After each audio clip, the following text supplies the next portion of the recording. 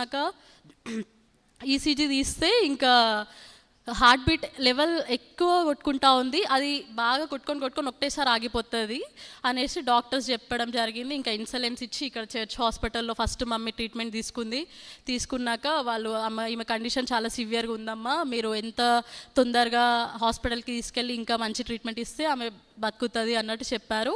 ఇంకా నేను వెంటనే మార్నింగే లేచి వచ్చేసిన హైదరాబాద్ నుంచి.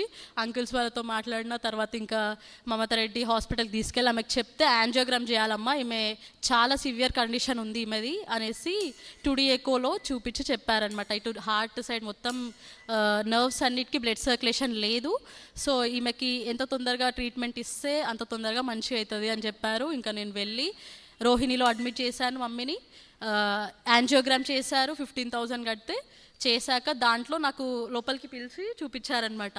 చూపిస్తే ఇటు లెఫ్ట్ సైడ్ పార్ట్ మొత్తం ఈమెకి బ్లడ్ సర్క్యులేషన్ లేదు, అసలు కొంచెం కూడా అటు పోవట్లేదు, ఆ చెయ్యి కాలు తిమ్మిరెక్కి పెరాలసిస్ అయినా రావచ్చు, లేదంటే ఆమె చనిపోయినా చూడవచ్చు అనేసి అలా చెప్తే నేను షాక్ అయ్యి ఎందుకు ఇలా అయిందేవా అని ప్రార్థించి చాలా ఏడ్చాను. అసలు డాడీ లేడు, అన్నయ్య లేడు, మమ్మీ ఒక్కతే, అసలు ఎందుకు దేవా అని చాలా ప్రార్థించాను. అంకుల్స్ అందరికీ చెప్తే అనేసి ఇంకా అయిపోయింది. ఇంకా దేవుడి దయ వల్ల మమ్మీ కూడా ఓపెన్ హార్ట్ సర్జరీ చేయాలని చెప్పారు డాక్టర్స్. ఫస్ట్ రన్ చేయాలన్నారు, కానీ 4 years మాత్రమే బతుకుతుంది ఆమె అని చెప్పారు.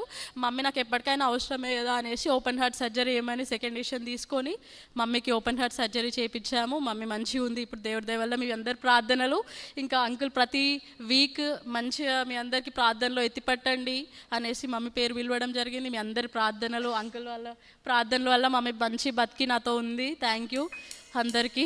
Thanks uncle.